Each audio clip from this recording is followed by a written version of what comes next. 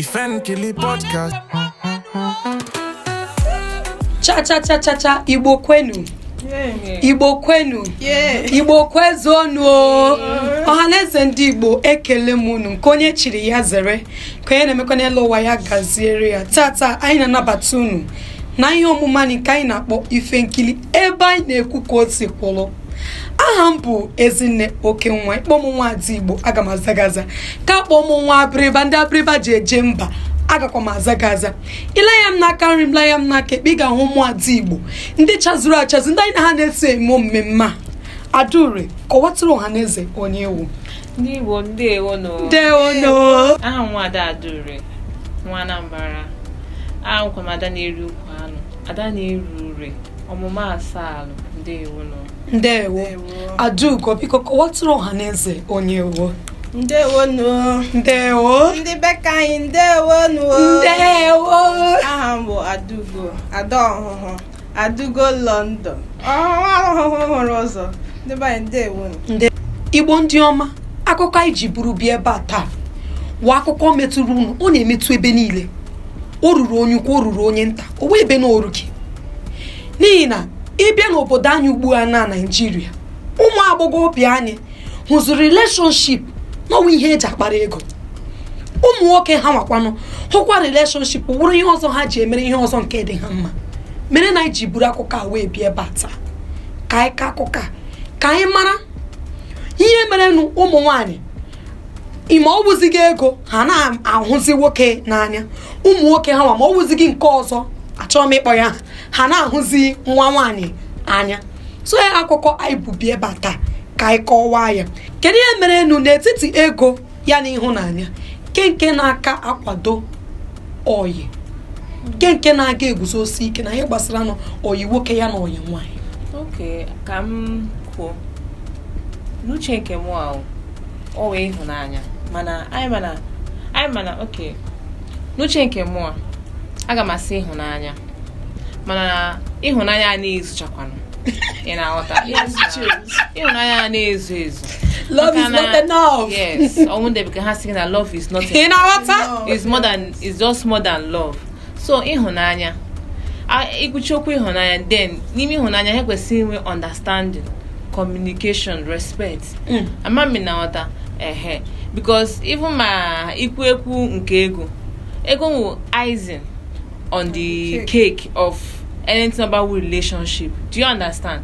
So m ga-apụ ụzọ hụ gị n'anya tupu anyị ekwu okwu ego. Even my Bible says that for God so love pụzọ pụta that he gives that he gave his own. Ibe dị ịhụnanya, there must be nyere. Yes. Ị ga-enyere. N'uche nke mụ a, ego ekwesịghị ịpụ ụzọ bute ihu. Ọ kwesịrị inwe ịhụnanya, maka na ịhụnanya ga-emekwanụ gị marakwa na onye gị na ya abụọ na-eme ihe. Adugo, ka ihe were ikwu biko. Like ihe joy kwuru, love is never enough. Ihe ndị Igbo na-asụ. Maka na ka isi akọwara mmadụ na ịhụrụ ya n'anya, mana ị naghị enye ya ihe.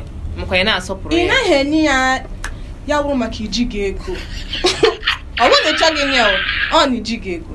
Ị na-ahụ na that case now, any dịrị ego na the relationship. Maka na na say church na word by church. You got show working. Okay. Because say gara lọta say baby o, ahụrụ m ihe I like ya, ma m na like ya. Ma zụtara gị. Ka ị je wetakwa ya ma iji gị ego. So ị na-akọ ngwa no ego na kwụsị. Ego wiye. Ebe ịhụnanya dị ka ego dịrị ma wụ ya. Ọ na-abalance like this. Ọ na-abalance. Balance akwa ya. So ha abụọ dịcha mkpa. Ha abụọ dị mkpa. Ajụjụ mbụ nke m chọrọ ịjụ ọwụ gịnị? Na ihe gbasara anụ oyi nwoke ya na oyi nwaanyị, nke kwuru adị, nke kanụ mkpa adị, ọwa ịhụnanya ka ọwa ego. Kọwatụrụ m. Nke ka mkpa. Choose wisely. Aga m asọrọ ego. Money is everything. Maka anyị ga-ekwesị because love is never enough. Ị na-anị ya? Enwere mgbe ọ ga-eru ka e were ya ịlọvụrụ di gị eji gị ego ya eruo n'etiti abalị nwa ga-ahụ ade ya unu achọrọ ga hospital mana di ga-eji gị ego o ji akpọrọ nwa ga-aga ụlọ ọgwụ eweliwe ka mmadụ mgbe iru ụlọ ọgwụ ka ihe ji akwụ ụgwọ kwa ego He's the love of my life. Love from here. Okay. Adu gị kwere n'uche obi gị. Yes, dear. Ma ntị nke mụ ha abụọ dịcha mkpa. Ị na-aghọta maka na love ahụ na-enweta gịnị connection like ka connect with onye ahụ ise hụrụ n'anya. Then ego kwanu na-provide stability. Ahụrụ m ego n'anya ahụ. Mana ọ gị na-ekwu okwu nkịta. Ya he na mana ibu ụzọ buru ego n'obi. Ya ma hụ na ndị ewu ego ahụ lakwanụ. Mami na nghọta enwere ike gị mekwu maka ego mmiri onye ayiwe oyi ọkwa mekwu maka ego gaa lụọ onye a o wee ihe dịka ịhụnanya n'etiti anya abụọ ego ahụ gwụchakwa ihe nchefu na ego wụkwa dịka nnụnụ ọ na-abịakwa ya ofepụkwa efepụ mana ọ dịghị na-ekpekwanụ nke ọjọọ mami na nghọta so ego ahụ gwụchakwanụ nke ịkakwanụ nụrụ ngwa mgbe na-imagine alụla m onye a na anya mụtala ofu ma abụọ biznes ha crash ya ọka aba dịka ọkụta ha ọkụshigba na Lagos mgbe abịa na mepi shop ụdị m nso so ihe gbara ọkụ osa ihe gbara ọkụ ya nwụ na nwetụrụ gị otu m si nwetụdo onye a n'anya megodi na imagine anya nwụ na ihe ọbụla o meziri ahụ ga na-agbakasịzi because gịnị ekwe maka ego ahụ megịnị bata so n'uche m ha abụọ dịcha mkpa ha abụọ na-aga n'aka n'aka ị na-aghọta love na-ebute connection at least nwegodi ndị connection then ego na-eweta gịnị stability ya ome love ahụ atọ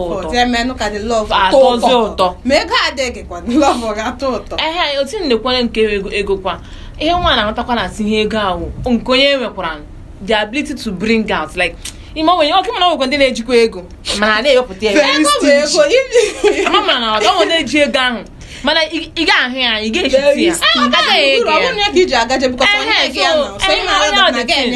ọkwa ndị na-ejikwa gị ego ahụ but dịtụ na gịnị ha hụrụ gị n'anya obere nke ahụ ha nwekwara enwe ha ewepụtakwana ya na-emekwana ka ahụ na-adịkwa gị mma na ntụnye nke m ịhụnanya ego ha abụọ dịcha mkpa ha abụọ dịcha mkpa onwe nke na-adịghị mma mana ọ bụ ịmara ote iwu nwoke ịmara ego ole ị na-eweta ka a ga-ebe aka gị ruru ga-ebe aka gị ruru de ọwụ dị na-eweta 10,000 naira every month ga-ewebe onye na-eri salary 2,000 naira at least ị ga na-achọrọ ya 1,000 na-esevu 9,000 naira owu ị na-receive salary of 10,000 ka hụ Jizọs ị ga-ebe ị ga-agagide ekpere Wednesday ị ga-agagide ekpere Wednesday nwanne m ike kwuru na ichere na relationship ahụ na ọnwụ na ego adịghị ichere na relationship ahụ ga na-agakwa n'iru unu chere na relationship ahụ weke na ọnwụ na ego adị ọnwụ na ego adị ọnwụ na ego dị onye ha abata ọ ga-aga n'iru ọ ga-aga n'iru ọ dị n'ọkụ m shikwukwe mgbe ahụ maka na m kwuru maka ego dabata ego ahụ gwụcha mechi windo mepụ love is sweet o mana ma ego adịghị love dị ọ ga-aga love ọ na-aka ilu chere isi so ọnwụ na love dị ego adịghị ọ ga-aga n'iru ajụjụ mụwa ihe anyị na-ekwukwu love a na ọ ga-aga n'iru ọnwụ na onye ahụ were mmụọ ịgba mbọ ọnwụ na onye nwoke biznes m adaala o wezi ihe ọbụla ọ chọrọ ime about it adụrụ echegharịala o amami na wata ebe love ahụ ga-anwụ ka ekwu eziokwu o nweghị love dị without giving ka egwucha ihe eziokwu ị ga-asị na ịhụnanya ị ga-enye m ihe ị ga na-enye m ihe ego amami na ego anyị laikiri odị na like gị egwu ụmụ nwoke odị na like gị egwu amami na wata ịbụ ma nwoke njide nhụ gị n'anya m ga-erekwa nke ọnwụ naanị ụmụ nwoke ka anyị na-ekwuru ihe a mgbe ụmụ nwaanyị because nwaanyị hụ gị n'anya ọ ga-enye gị ihe nwaanyị ọbara na-enye gị ihe ma na oji ọlọmọ gị n'anya ọ bụ onye ọ na-enye ya akị na-aghọta so ọnwụ naanị nwoke ma nwaanyị kwesịrị na-enye onye ọbụla ha hụrụ n'anya ihe ị ga-ekwana maka na mebi na ego ahụ agwụla ga-eme ya ọnwụ na o nwere nke onye na-emediri gị mgbe ahụ ego ahụ dị ị kwesịrị gị nọ nagide ya ma na ọ trying times kị na-aghọta so ị ga-edili n'iya na the trying ma m ga-edi ya aga m edi ya mepụta nke ahụ nke m nwere enwe support ya onye ụlọ adụrụ echegharịkwala nọ aka kụba onye mere ụmụ nwaanyị ụmụ nwoke ekwesịrị ịkpata ego na ọta onye ọbụla jiri na gụọ na onwe gị wugodi nwaanyị ọ bụrụ na isi ịhụrụ ọyị gị nwoke n'anya ịhụrụ di gị n'anya ị ga na ana m echeta mgbe mma m ọ ga-anọkọta ụta dadi m agaghị azụ shuu ọ gaghị azụ efe onwe no he will purposely not buy because some that na mom na get zụrụ ya Exactly. so I give Merry Christmas like this ị ga na-asị ya dadi jenu mego ka m gasịra gị ha esi mba gị don't worry na ọ chọghị ezo mba ọ gasịghị gị na nwunye ya chọghị ezo ọ gasị gị don't worry ọ mara na ọ na-abịa sọmwe ma shuu ma ọ gaghị ekwe azụ ma mọ mma zụrụbiriri ya so ma nwaanyị ma nwoke ego ahụ ọ na-eme ka relationship ahụ too ụtọ ọ dị mkpa Exactly. ka m ajụọ ndị feminist na-ekweta na-asị ọnwụ ha na-ekweta ha na-asị na ha na ụmụ nwoke dị equal. Ma chọrọ ịjụgo ịbịa na ihe ọyị nwoke a na ọyị nwaanyị ka ihe ị chere ndị a dịka ndị feminist ị chere na ha ga na-enyekwe ego na relationship ichekwa na ha ga-ekwe na nwoke weta ha wee weta adure ngwa osula otu na-ele m anya osula.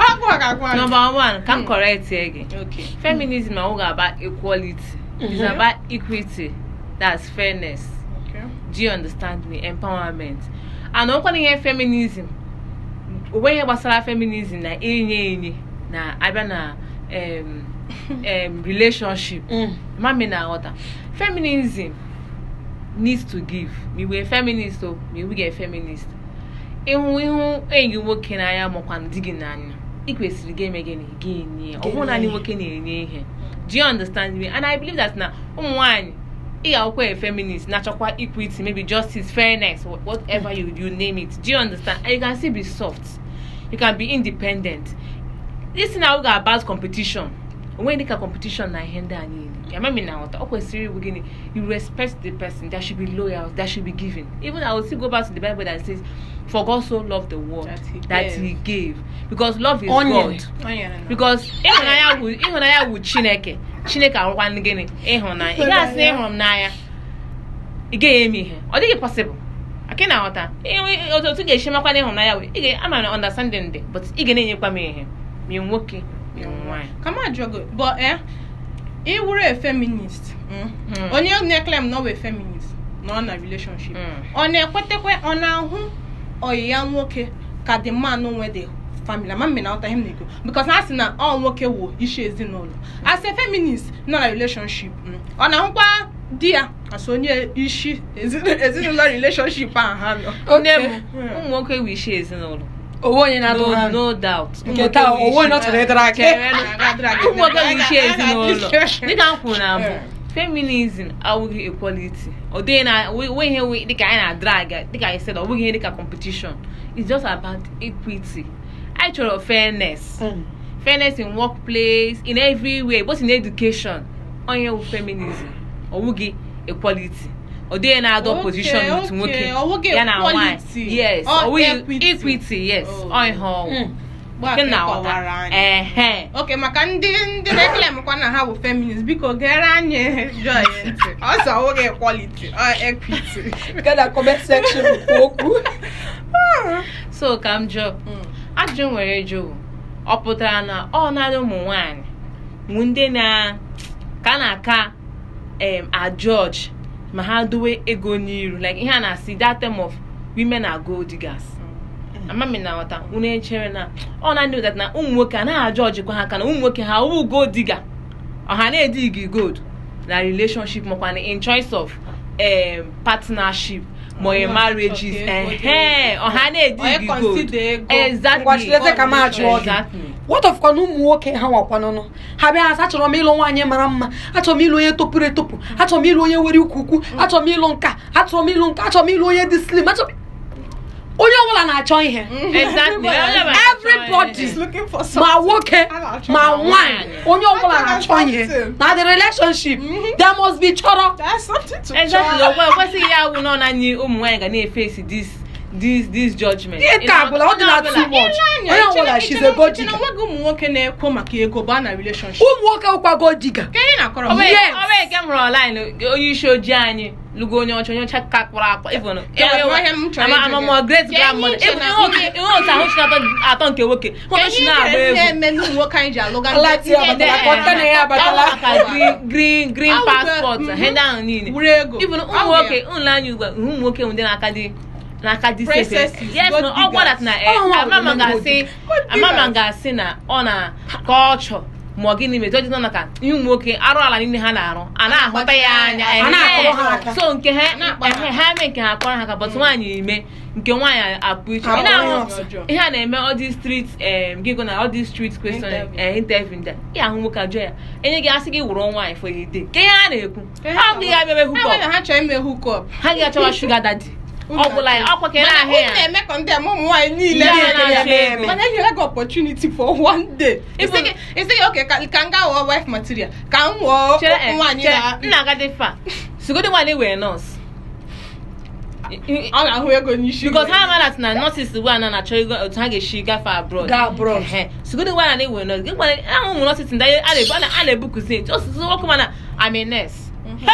maka ha ma ọnwụ ugo di gị so to me onye ọbụla na-edi gị o nwere ihe anyị na-achọ ma nwoke ma nwaanyị onye ọbụla na-edi gị there must be chopped because ma agwa m adịghị mma maka isi ma na-ewepụrụ ego na ma agwa m adịghị mma nwoke ahụ ọ ga-anọ amami na ọ chọkwa golden ụmụ nwoke chekwu na most of the time ihe ha nwere dị ime ọfa wụ agwụkwala otu ego ahụ a ọda room iwepụ ihe abụọ ọda room na ego the same thing ọ dịkwakwara nwaanyị otu ugbu a na nwaanyị nọkwa ugbu a na iwepụ ego n'ebe ụmụ nwaanyị nọ some of them are like ụmụ nwoke ego na-eme ha ji anọ na relationship so ọ dịrị nwoke dịrị nwaanyị onye ọbụla nwere ihe ọ na-achọ and onweghị onye ga-anọ na relationship ma o nweghị ihe ọ na-enweta ya n'ime even ma agwa ugbu a before gị ba relationship o nwere ihe eche even ma ihu nwoke sef ọ ga-akwụzo legodi gị anya before you make approach onye ọbụla nwere ihe ha na-achọ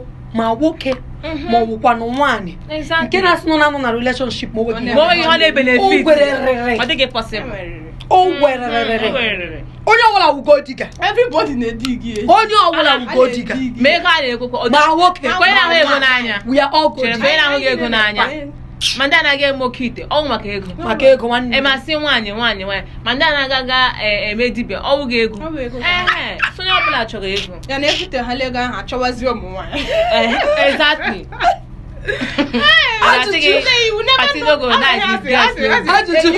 ajụjụ nke jụrụ ya o mere dịka ọ chọrọ ịgbagide ya n'olu ya ocheta emotional support ụmụ nwoke ma iji ego mgbe inweghị ego ị ga-find the love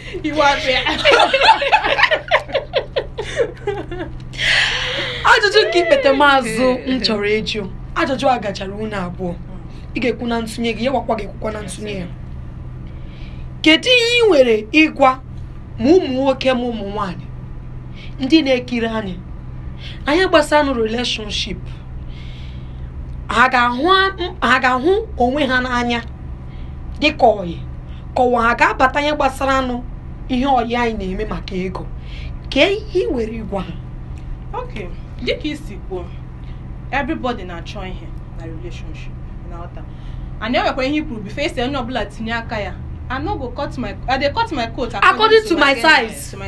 Cut ọnwa coat gị n'ebe ọ ga-debe aka ebe aka gị ga-eru. Ọrụ ga-aka ga-ahafịa maka na ọ wotu ihe ndị a na-akọsụ nsogbu.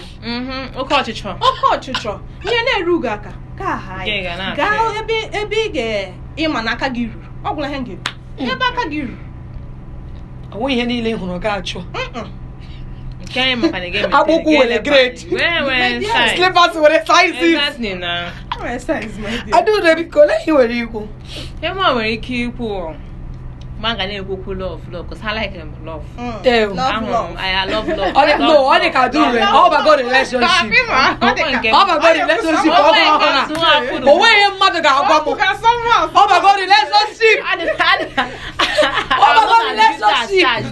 ọ chọghị taa ka ụmụ nwoke taa mba mụa ihe ọbụla ọ si arụ alaikere m ịhụnanya maka na ịhụnanya bụ ihe niile hapụkwa ibu ma Bible mgbe ịnwekwa na 10 commandments then ihe Chineke bịara adị aga ahụ love your neighbor as you love yourself so ịhụnanya bụ ihe niile ọ ịhụnanya ga-eme m aga out of my will or ma sacrifice ya my time whatsoever ọtịna ọbụla ọ gịnị maka gịnị ịhụnanya. So n'uche obi m bụ ihe ọbụla onye ọbụla na-eme bụ ụzọ ka ịhụnanya mee gịnị pụta ụzọ tupu ego a na-abịa. But ị na-akwa m na na-enyekwa m ego ebe ego ahụ shiga, because Bible answerkwa there is no love without giving. So ịhụnanya then ga-ewerekwa na akọ n'uche gị wisdom na-esokwanụ onye ọbụla gị na ya abụọ na-emekọta ihe. Ihe mụọ were m ga-ekwu ma ịhụnanya ma ego ha abụọ dịcha mkpa. There is no love without money, there is no money without love. So the two na-akata ọnụ. So ifilie ụkwa na ọ na-amasị gị ime ọyị nwoke ma ọyị nwaanyị, ịhụrụ nwaanyị chọrọ ihe ga na-eme, gaa wuru nwoke chọọ ihe ga na-eme. I love you no be for mama ji egoro look at me when I be mama ji. No be only you, everybody love me, but no be love I go chop. Love no dey buy gịnị pepper soup, maintenance money, ijikwa ego iyo mpompo. Ọhaneze ndị Igbo, anyị ebela ihe njedebe na nke omume anyị taa. Echefukwala isoro nkwana anyị n'ụzọ ụka ọzọ ebe anyị ga-ewetara unu ihe akụkọ nke na-atọ ụtọ. Aha anyị ka na-azakwa Ifenkili, ebe anyị na-ekwu ka o si kwụrụ. Anyị nọ na Facebook, anyị nọ na TikTok, anyị nọ na Instagram, anyị nọ na Twitter nke ndị oyibo kpọrọ X. Anyị ka na-azakwa Ifenkili ebe anyị na-ekwu ka o si kwụrụ. Aha m ka bụkwa Ezinne Okenwa.